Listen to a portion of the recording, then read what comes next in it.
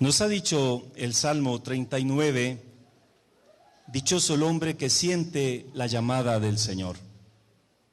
José Nahum Vázquez Ramos, ese es su nombre de pila, reconocido civilmente de esta manera. Dios seguramente lo llama hijo mío muy amado. Como a todos nosotros, Dios nos ha hecho hijos suyos muy amados en el día del bautismo. Y aunque todos somos bautizados y pertenecemos por comunión al único pueblo santo de Dios, sin embargo, para la atención de este pueblo, quiso el Espíritu Santo instituir a unos servidores que de un modo particular entregaran su vida para atender a la población con sus diferencias y sus distintas necesidades.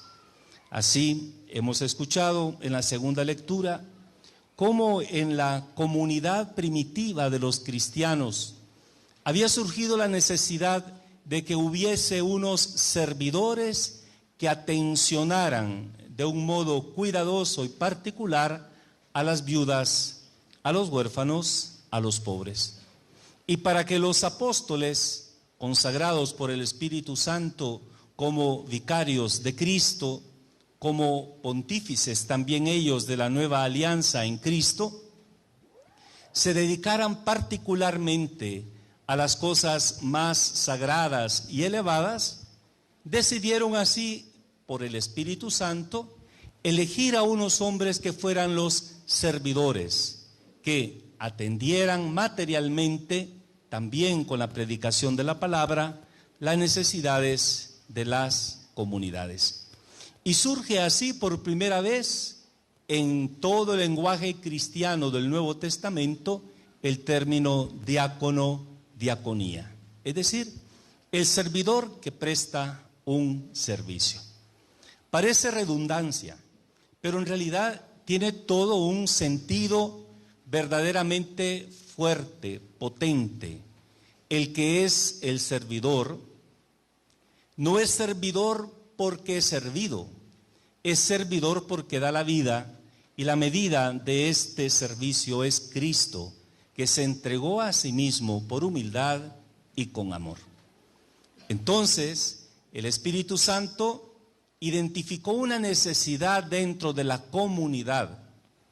Esta necesidad llamada diaconía o servicio de la caridad. Porque el diácono fundamentalmente surge en la comunidad con un patrimonio, con una riqueza y una herencia apostólica.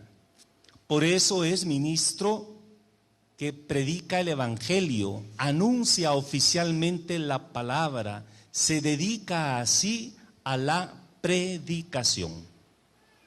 Junto con ello también el diácono aparece como aquel que está atento al pueblo, como aquel que intuye las necesidades de los que están más urgidos de una atención particular desde la caridad, y entonces el diácono es aquel que trata de sufragar las necesidades y de responder a las diferentes demandas del pueblo, especialmente de los más urgidos de atención.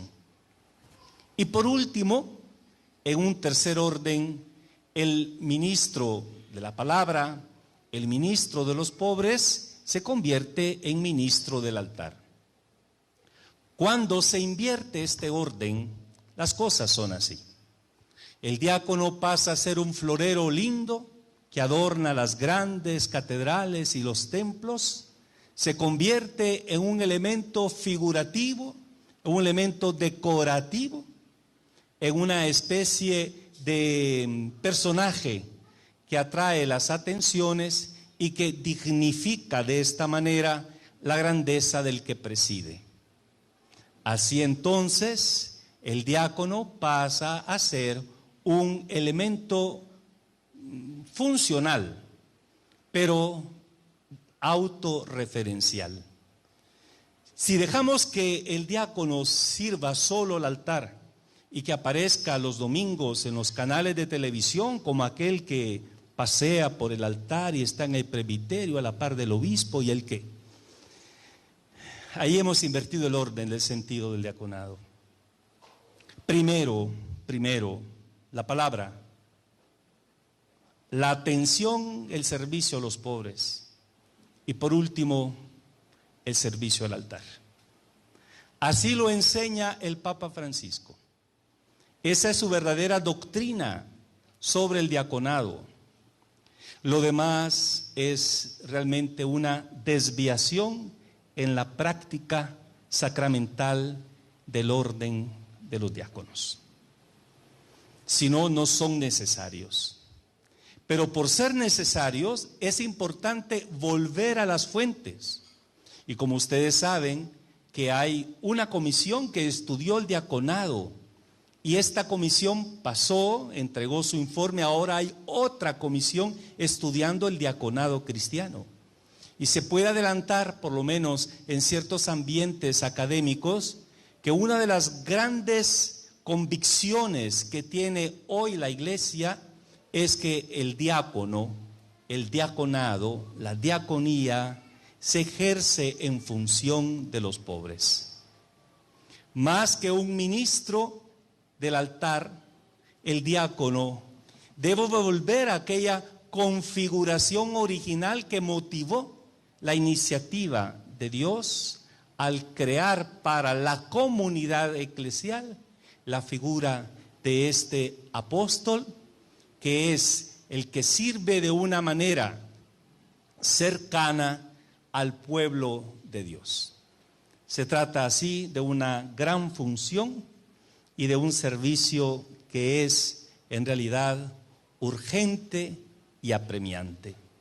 Y no lo hace como un benefactor, no lo hace como un filántropo, no lo hace como un bienhechor de las gentes simplemente, porque para eso hay ONGs, para eso hay fundaciones laicas que no necesitan ser ni siquiera cristianas o católicas.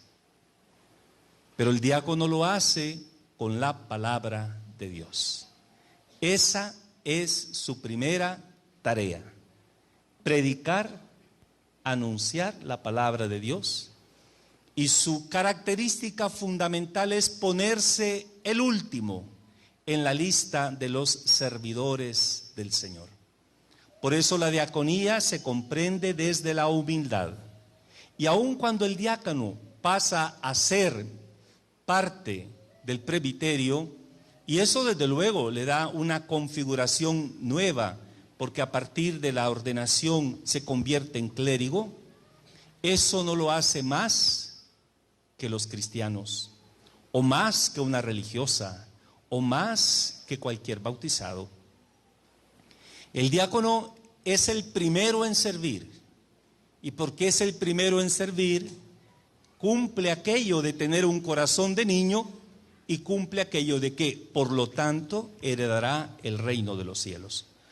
Así que la humildad, la sencillez, la simplicidad y la servicialidad son 4 notas humanas que caracterizan al diácono puesto al servicio del pueblo de Dios, según la teología del Papa Francisco.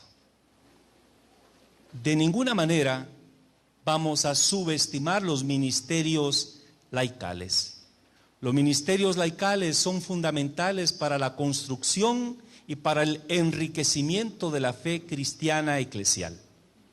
Cada uno en su lugar, cada uno en su sitio, sin confundir papeles ni roles y sin tampoco crear mutaciones, es decir, desfiguraciones que puedan corromper en sí la identidad de cada uno dentro de este gran constructo ordenado de la Iglesia que se llama precisamente comunidad.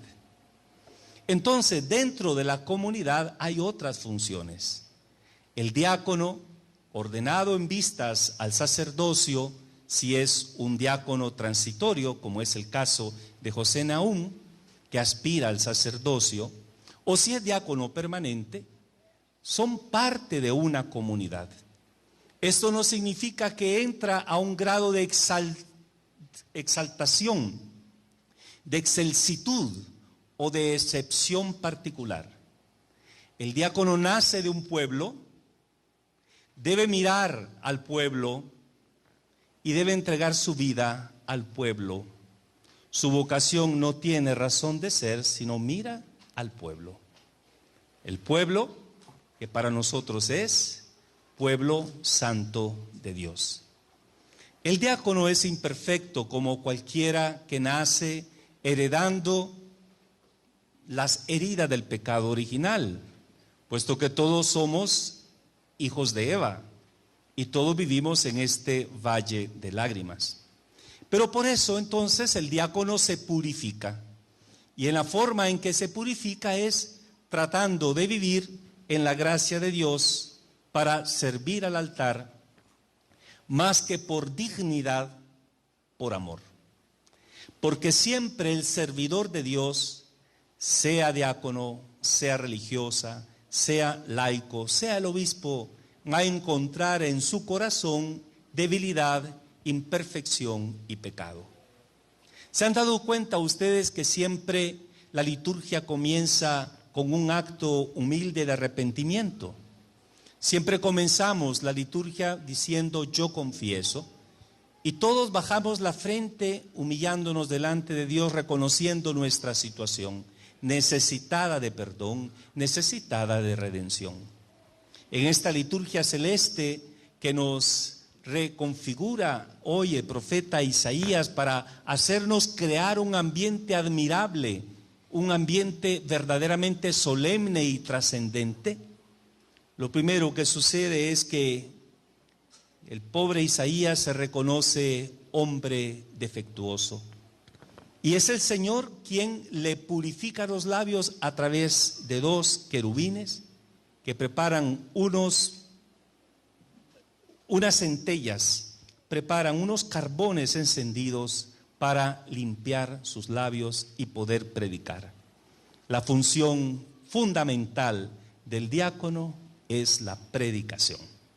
Así entendemos cómo desde la antigüedad cristiana más original, el diácono es reconocido como un hombre que desempeña su función más ligado al ministerio profético que ligado al ministerio litúrgico.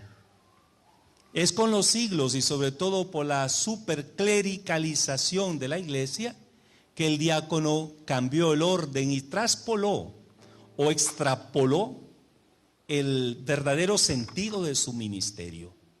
Desde un principio, al leer a Isaías, nos damos cuenta que aquel hombre de labios impuros se convierte no por arrogancia, no por autosuficiencia, sino más bien por carencia, reconociéndose débil y pobre en un verdadero profeta del Señor.